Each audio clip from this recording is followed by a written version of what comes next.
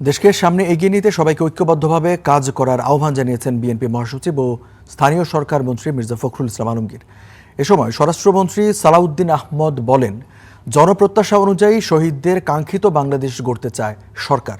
সকালে শহীদ রাষ্ট্রপতি জিয়াউর রহমানের ৪৫তম শাহাদাত বার্ষিকীতে তার সমাধিতে শ্রদ্ধা নিবেদন পূর্বে এসব জানান তারা। মির্জা ফখরুল জানান, জিয়াউর রহমানের আদর্শ এবং দর্শন এদেশে সবসময় প্রাসঙ্গিক। জিয়াউর রহমানের দেখানো পথে এগিয়ে যেতে চায় দল।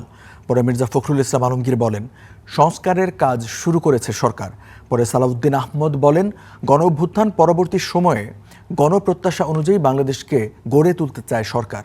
শহীদ রাষ্ট্রপতি জিয়াউর রহমানের আদর্শ অনুযায়ী এগিয়ে চলছে দল।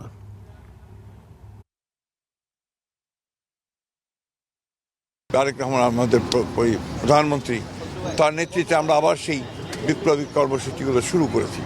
আমরা সংস্কারের কাজ করছি, আমরা উৎপাদনের কাজ করছি। আমাদের ফ্যামিলি কার্ড, কৃষক কার্ড, খাল কর্মসূচি বাংলাদেশে ইতিমধ্যে একটা আলোড়ন সৃষ্টি করেছে। আমরা তাই আজকের এই দিনটিকে বারবার করে স্মরণ করতে চাই, মনে করতে চাই অত্যন্ত গাম্ভীর্যের সঙ্গে, ভালোবাসার সঙ্গে এবং অত্যন্ত গুরুত্ব দিয়ে, যে এই দিনটি যেন আমাদেরকে সামনের দিকে এগিয়ে চলার পথ দেখায়।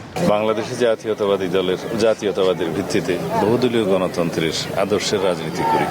এদেশের সমস্ত মানুষের মধ্যে ঐক্য সৃষ্টি করে ঐক্যবদ্ধভাবে এই জাতির সমৃদ্ধির জন্য এগিয়ে যাই। এই শিক্ষা আমরা শহীদ রাষ্ট্রপতি জিয়াউর রহমানের কাছ থেকে পেয়েছি এবং আমাদের দলের আদর্শ উদ্দেশ্য তাই।